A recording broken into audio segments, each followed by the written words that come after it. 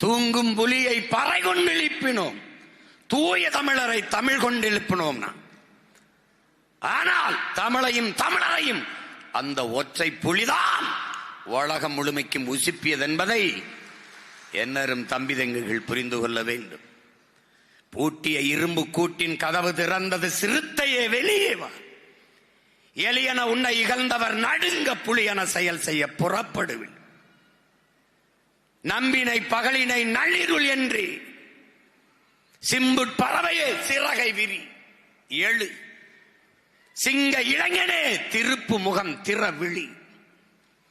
இங்கு நாட்டிற்கு இழி கழுதை ஆட்சியா? கை விரித்து வந்த கயவர் நம்மிடை பொய் விரித்து நம் புலன்கள் மறைத்து தமிழுக்கு விளங்கிட்டு தாயகம் பற்றி நமக்குள்ள உரிமை தமக்கென்பார் எனில் வழி வழி வந்த உன் மரத்தனம் எங்கே, மொழிப்பற்றெங்கே, விழிப்புற்று எழு என்றான் புரட்சி பாவனன். எழுந்தான் நம் உயிர் தலைவன் மேதகவே பிரபாகரன் அவர்கள்.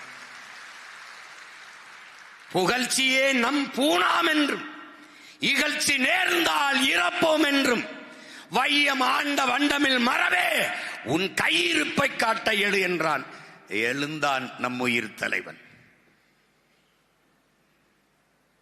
அவனோடு சேர்ந்து 50,000 மாவீரர்களும் எழுந்தார்கள், கிளர்ந்தார்கள். இன விடுதலை அரசியல் களத்தில், புரட்சி களத்தில் அவர்கள் அங்கே விதையாக விழுந்தார்கள். அவன் வழி வழியே வருகிற மானத்தமிழ் வீரத்தமிழ் மறவர் பிள்ளைகள் இன்னொரு தாயினத்திலே நாங்கள் தமிழர்கள் என்று அறிவார்ந்த அரசியல் களத்திலே கிளர்ந்து எழுந்திருக்கிறோம்.